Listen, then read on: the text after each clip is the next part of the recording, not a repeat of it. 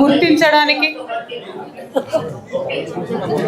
తెలంగాణ ఉద్యమకారులని గుర్తించడానికి, గౌరవించడానికి, అదేవిధంగా ప్రభుత్వం ఏ విధంగా తెలంగాణ ఉద్యమకారుల యొక్క సంక్షేమం చేపట్టాలనే అంశాలను అర్థం కావట్లేదా అన్న?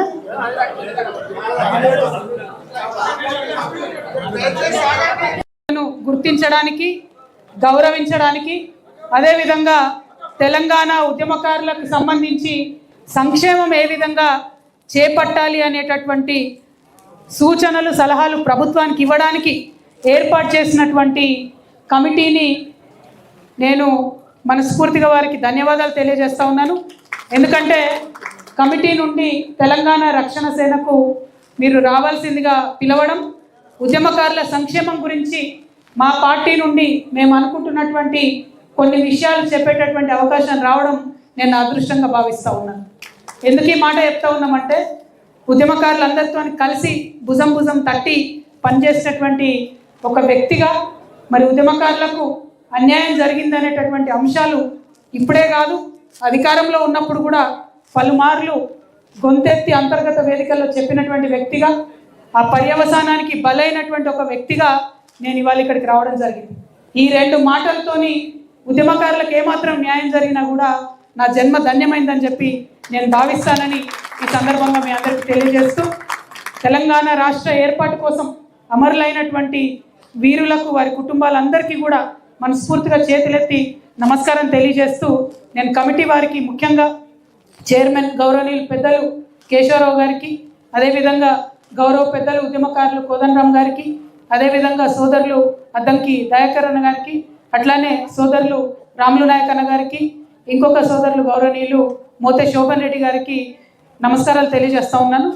మరి ఒక కమిటీ వచ్చిందంటే ఈ భావోద్వేగ పూరితమైనటువంటి వాతావరణంలోంచి పుట్టుకొచ్చినటువంటి ఉద్యమకారులకు మేలు చేయాలంటే ఖచ్చితంగా ఆ మొత్తం భావోద్వేగాన్ని కూడా ఛానలైజ్ చేస్తూ, దాన్ని ఒక రూల్ పొజిషన్ కింద కన్వర్ట్ చేస్తూ పర్మనెంట్ బెనిఫిట్ అనేటటువంటిది ఉద్యమకారులకు ఇవ్వాల్సినటువంటి గురుతర బాధ్యత ఈ కమిటీ మీద ఉంటుందనే విషయాన్ని ముందుగా నేను తెలియజేస్తా ఉన్నాను.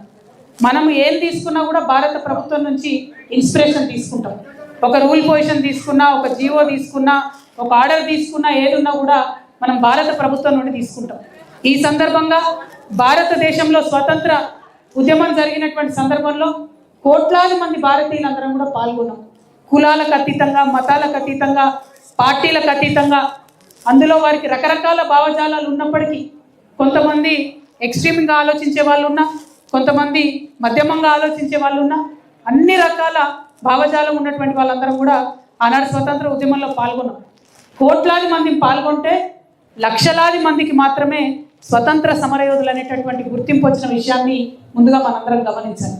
మరి అక్కడ ఉన్నటువంటి సందర్భం ఆనాడు స్వతంత్రత సైనిక్ సమ్మాన్ యోజన, స్వతంత్రత సైనిక్ సమ్మాన్ యోజన అనేటటువంటిది భారత ప్రభుత్వం పెట్టి, ఇవాళ నా దగ్గర ఉన్న సమాచారం, కమిటీ అడిగితే ప్రభుత్వం నుంచి నిర్దిష్టమైన సమాచారం వస్తుంది.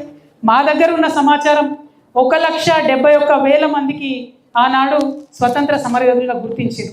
ఈ సంఖ్య తక్కువైనప్పటికీ ఈ స్ఫూర్తి గొప్పది. ఎందుకంటే గుర్తించినటువంటి ఆ కొంతమందికి వారికే కాదు, వారి జరిగిపోయిన తర్వాత వారి కుటుంబ సభ్యులకు కూడా బెనిఫిట్ జరగాలి, వారి స్పౌసెస్ కూడా పెన్షన్ అందాలనేటటువంటి ఒక స్ఫూర్తితోని స్వతంత్రత సైనిక్ సమ్మాన్ యోజన అనేటటువంటిది భారత ప్రభుత్వంలో ఉన్నది. దయచేసి కమిటీకి నా మొదటి నివేదనగా నేను రిక్వెస్ట్ చేస్తూ ఉన్నాను, ఆ పొజిషన్ ఏందో మీరు స్టడీ చేయండి.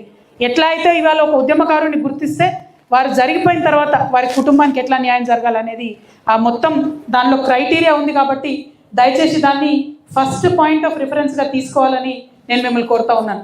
ఆనాడు ఆ యొక్క స్కీమ్ పెట్టేటప్పుడు భారత ప్రభుత్వం కేవలం బ్రిటిష్ వాళ్ళతో కొట్లాడిన వాళ్ళకే కాదు, ఫ్రెంచ్ వాళ్ళతో కొట్లాడిన వాళ్ళకు, పోర్చుగీస్ వాళ్ళతో కొట్లాడిన వాళ్ళకు కూడా స్వతంత్ర సమరయోధుల హోదా ఇచ్చింది. అదే స్ఫూర్తితోని మనం 1969 ఉద్యమకారులను కూడా ఇందులో జమ చేసుకొని వారిని కూడా గుర్తింపు ఇవ్వాలని కోరుతా ఉన్నాను. మరి ఇంతకుముందు కొంతమంది మిత్రులు మాట్లాడుతూ 1948లో జరిగిన సాయుధ రైతాంగ పోరాటానికి సంబంధించి కూడా మాట్లాడింది. ఇక్కడ ఒక విషయం మనందరం అర్థం చేసుకోవాల్సింది ఏంటంటే, సాయుధ రైతాంగ పోరాటాన్ని భారత ప్రభుత్వం హైదరాబాద్ లిబరేషన్ మూమెంట్గా గుర్తించింది. హైదరాబాద్ లిబరేషన్ మూమెంట్కి భారత ప్రభుత్వం నుండి దాదాపుగా ఒక 7,000 మందికి ఆల్రెడీ పెన్షన్స్ ఇస్తూ గుర్తింపు కూడా ఇవ్వడం జరిగింది. ఆ రూల్ పొజిషన్ కూడా దయచేసి మన కమిటీ స్టడీ చేయాలని నేను కోరుతా ఉన్నా. ఎందుకంటే భారతదేశానికి స్వతంత్రం వచ్చిన తర్వాత ఏవైతే చిన్న చిన్న రాజ్యాలు ఉన్నాయో వాటిని భారత యూనియన్లో విలీనం చేసుకునేటటువంటి సందర్భంలో జరిగిన ఉద్యమాలకు, ఆ ఉద్యమకారులను ప్రత్యేకంగా గుర్తిస్తూ హైదరాబాద్ లిబరేషన్ మూమెంట్కి సపరేట్ జీవో ఉంది, వారికి పెన్షన్ వస్తూ ఉంది. కాబట్టి దాన్ని దయచేసి గమనంలోకి తీసుకోవాలని నేను కోరుతా ఉన్నా. అందులో ఒక మంచి పాయింట్ ఉంది. ఏంటంటే ఆనాడు ఉద్యమంలో ముందడుగులో ఉన్నటువంటి ఆర్య సమాజ్ ఇచ్చినటువంటి రికమెండేషన్ లెటర్స్తోని ఆనాడు ఫైటర్స్ ఎవరని గుర్తించారు. అదే స్ఫూర్తిని ఇవాళ మనం కొనసాగించాలి. తెలంగాణ ఉద్యమంలో ముందంజలో ఉన్న అనేక సంఘాలు ఉన్నాయి. మా అడ్వకేట్ల సంఘాలు ఉన్నాయి, జర్నలిస్టుల సంఘాలు ఉన్నాయి, అనేక మంది ఉద్యోగులు ఉన్నారు, కవులు, కళాకారులు.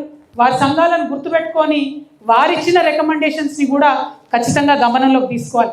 మా తెలంగాణ జాగృతి సంస్థ ఆనాడు కీలకంగా పనిచేసింది, జేఏసీతో కలిసి పనిచేసింది. అనేక మండలాల్లో, గ్రామాల్లో కూడా మాకు కమిటీలు ఉన్నాయి, సభ్యులు ఉన్నారు. మాకు ఉద్యమం చేసిన వాళ్ళు ఎవరని, ప్రత్యక్షంగా పాల్గొన్న వాళ్ళు ఎవరని వేలాది మంది డేటా మా దగ్గర ఉన్నది. మీరు అవకాశం ఇస్తే ఆ డేటాను కూడా with name, Aadhaar card, phone number, వాళ్ళు చేసిన కాంట్రిబ్యూషన్ అన్నీ కూడా ఇవ్వడం జరుగుతుంది. మరి మనతో పాటు ఇవాళ ఇక్కడ ఉద్యమకారుల సంఘాలు అనేక మంది ఉన్నారు. వారందరూ కూడా గుర్తుపడతారు ఉద్యమకారులు ఎవరన్నది. వారిని కూడా ఒక క్రైటీరియా తీసుకోవాలని చెప్పి నేను రిక్వెస్ట్ చేస్తూ ఉన్నా. సంఖ్య పెరుగుతుంది అనేటటువంటి భావం ఈ కమిటీ వ్యక్తం చేసిందని న్యూస్ పేపర్ల ద్వారా చదివినాం. అది నేను వినలేదు, చదివినాం మాత్రమే. మిమ్మల్ని నేను రిక్వెస్ట్ చేసేది ఒకటే అన్న, దయచేసి ఆనాడు ఉద్యమంలో పాల్గొన్న వాళ్ళు ఎవరైనా వారికి ఎంతో కొంత సహాయం చేయాలనే విశాల హృదయంతో ఆలోచన చేయాలనేది నేను కోరుతా ఉన్నానన్న. అయితే భారతదేశానికి సంబంధించినటువంటి స్వతంత్రత సైనిక్ వాళ్ళని గుర్తుపట్టినటువంటి విధానం ఏంటంటే 6 నెలలు జైల్లో ఉన్న వాళ్ళకి ఆనాడు ఇచ్చిర్రన్న. తెలంగాణ ఉద్యమంలో చాలా తక్కువ మంది అన్ని నెలలు జైల్లో ఉన్నారు.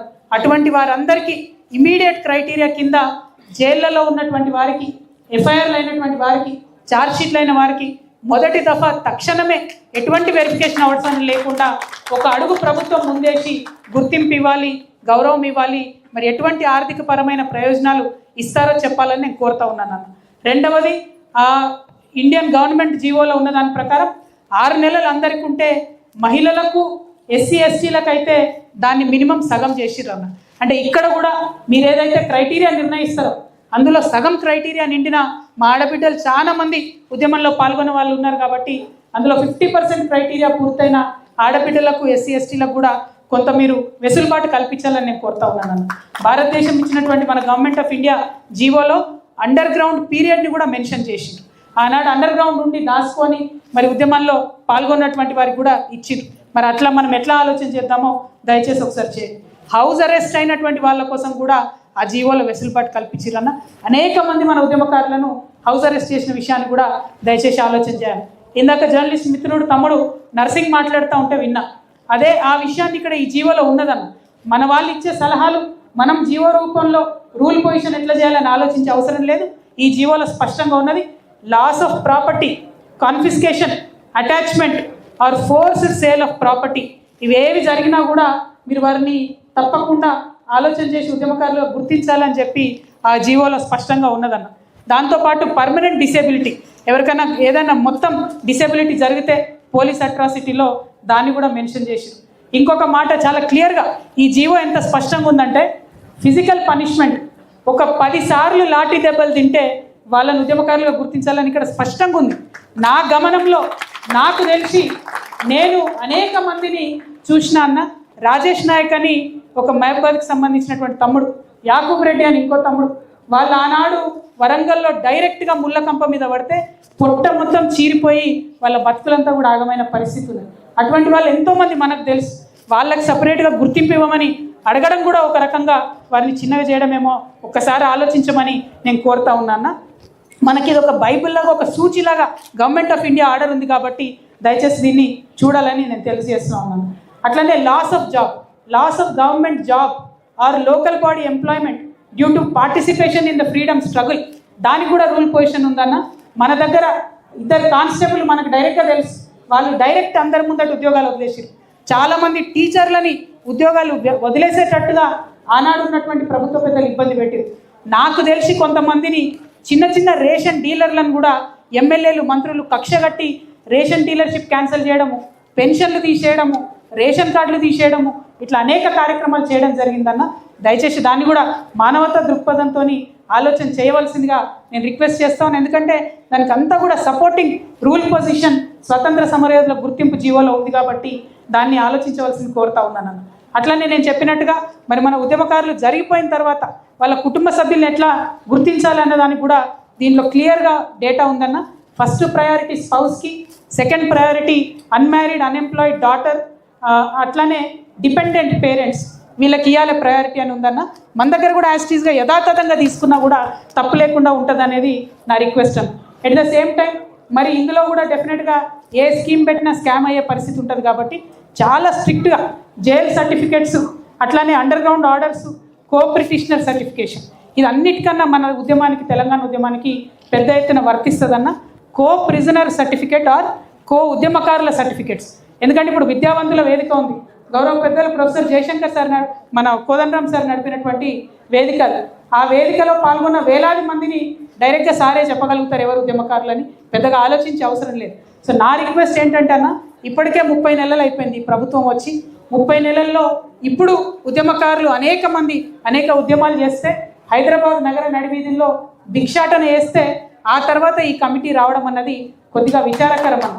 ఎందుకు ఈ మాట చెప్తా ఉన్నా అంటే, ఎలక్షన్ టైంలో ఆనాడు మీరందరూ చెప్పింది ఏంటి, రేవంత్ రెడ్డి గారు ఉద్యమంలో లేకపోయినా రేవంత్ రెడ్డి గారు పక్కన ఉన్న కోదండరామ్ గారు, అదేవిధంగా అద్దంకి దయాకర్ గారు, రాములు నాయకన్న గారు, వీరంతా ఉద్యమంలో ఉన్నారు కాబట్టి మాకు ఉద్యమకారుల కష్టాలు తెలుసు, మేము ప్రభుత్వంలో వచ్చిన వెంటనే ఉద్యమకారులకు మేలు చేస్తామని చెప్పిరన్న. మరి ఈ 30 నెలల్లో వాళ్ళకి ఆలస్యమైంది కాబట్టి మీరు ఎప్పుడు నిర్ణయం తీసుకున్నా, ఈ కమిటీ ఎంత తొందరగా కంక్లూడ్ అయ్యే నిర్ణయం తీసుకుంటే అంత మంచిది. మీరు నిర్ణయం ఎప్పుడు తీసుకున్నా దీని అప్లికేషన్ మాత్రం రెట్రాస్పెక్టివ్గా మీరు అధికారంలోకి వచ్చిన మొదటి రోజు నుండి వారికి బెనిఫిట్ అయ్యేటట్టుగా చేయాలని చెప్పి నేను మిమ్మల్ని అందరినీ కూడా కోరుతా ఉన్నానన్న. దీనికి సపోర్టింగ్ జీవోస్ అన్న, ఒకటేమో భారత స్వతంత్ర మూవ్మెంట్కి సంబంధించి, నెక్స్ట్ హైదరాబాద్ లిబరేషన్ మూవ్మెంట్కి సంబంధించి, తర్వాత జార్ఖండ్ది చాలా పర్టికులర్గా బాగుందన్న.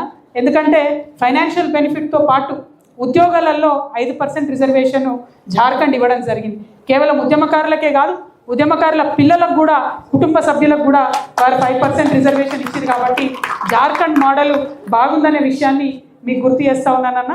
అట్లానే Goa liberation movement, Dadra Nagar Haveli movement, Puducherry freedom movement, అదేవిధంగా మన జేపీ లోక్ నాయక్ జయప్రకాష్ గారు ఆనాడు ఎమర్జెన్సీలో చేసినటువంటి మూవ్మెంట్కి సంబంధించి కూడా అనేక రాష్ట్రాలు, బీహార్, ఉత్తరప్రదేశ్, మధ్యప్రదేశ్, రాజస్థాన్, మహారాష్ట్ర, వీటన్నిటిలో పర్టికులర్గా పెన్షన్ ఇస్తూ ఉన్నారన్న గుర్తించినారు వారిని. కాబట్టి ఇవన్నీ కూడా వివరాలు రెడీగా ఉన్నాయి. రూల్ పొజిషన్ కోసము, చట్టబద్ధత కోసము ఆలోచించే అవసరం లేదన్న. మన భారతదేశంలోనే అనేకమైన ఉదంతాలు ఉన్నాయి కాబట్టి వాటిని తీసుకొని మానవీయ కోణంలో అన్నిటికన్నా ఎక్కువ టైం బౌండ్ మేనర్లో దయచేసి మీరు నిర్ణయం తీసుకోవాలని కోరుతా ఉన్నానన్న. డెఫినెట్గా బయట ఉన్న చర్చ, రాజకీయంగా మేమందరం అనుకునే చర్చ కూడా కేకే గారి కమిటీ వేసినారంటే కాలయాపనకి వేసినారని అనుకున్నామన్న. ఎందుకంటే ఈ 30 నెలల్లో ముందే ఇచ్చుంటే బాగుండేది. ఎందుకంటే డిసెంబర్ 9 అధికారంలోకి రాగానే తెల్లారి నుంచే బెనిఫిట్ ఇస్తామన్నారు కాబట్టి ఇవ్వకుండా పోయినందుకు కాలయాపన కమిటీ అనే మేము అనుకున్నాం. అయితే అది తప్పని ప్రూవ్ చేయవలసిందిగా నేను మిమ్మల్ని కోరుతా ఉన్నాను. టైం చెప్పండి, ఎన్ని మంత్స్ తీసుకుంటారు, ఎన్ని తీసుకుంటారు. కొంతమంది మా మిత్రులు అడిగిరు, జిల్లాలలో ఉన్న వాళ్ళ వివరాలు ఎట్లా, జిల్లాలకు వెళ్ళాలి కదా అని. నేనేమంటున్నానంటే అందరం ఇక్కడ ఉన్న వాళ్ళని తిరిగి అలసిపోయి ఉన్నాం. మనందరికీ కూడా జిల్లా కాదు, కుగ్రామంలో ఉన్న ఉద్యమకారుల వివరాలు కూడా తెలిసి ఉన్నటువంటి పరిస్థితి ఉంది. కాబట్టి మీరు కొంత ఉద్యమ సంఘాలను నమ్మితే, వారికి ఫ్రీ హ్యాండ్ ఇస్తే వాళ్ళే ఉన్న డేటా అంతా కూడా తీసుకొచ్చి మీకు ఇచ్చేటటువంటి ఆస్కారం ఉంటుంది. కాబట్టి కాలయాపన వేయకుండా దయచేసి త్వరితగతిన ఉద్యమకారులకు బెనిఫిట్ చేయాలని చెప్పి మనస్ఫూర్తిగా కోరుతా ఉన్నానన్న. ఫైనాన్షియల్ బెనిఫిట్ కన్నా ఎక్కువ జార్ఖండ్లో ఒక మంచిది ఉన్నది. చాలామందికి గుర్తింపు కార్డు సెపరేట్గా వాళ్ళు ఇచ్చినారు. దాంతోపాటు ఒక పర్మనెంట్ కమిషన్లు కూడా జార్ఖండ్లో ఏర్పాటు చేయడం జరిగిందన్న. అవకాశం ఉంటే పర్మనెంట్ కమిషన్, అన్నిటికన్నా ఎక్కువ గుర్తింపు, గౌరవాన్ని ఇవ్వాల్సిందిగా ఉద్యమకారులందరి తరఫున కూడా నేను కోరుతూ, తెలంగాణ రక్షణ సేన పార్టీకి ఈ అవకాశం ఇచ్చినటువంటి కమిటీ వారందరికీ, కమిటీ సభ్యులందరికీ కూడా హృదయపూర్వకంగా ధన్యవాదాలు తెలియజేస్తూ సెలవు తీసుకుంటున్నానన్న. అదేవిధంగా మేము ఒక చిన్న రిపోర్ట్ తయారు చేయడం జరిగింది. ఇప్పుడు నేను చెప్పినటువంటి అన్ని జీవోలను కూడా మీకోసము తీసుకురావడం జరిగింది. దయతోని మీరు స్వీకరించాలని చెప్పి నేను కోరుతా ఉన్నానన్న. Thank you. జై తెలంగాణ. జై తెలంగాణ.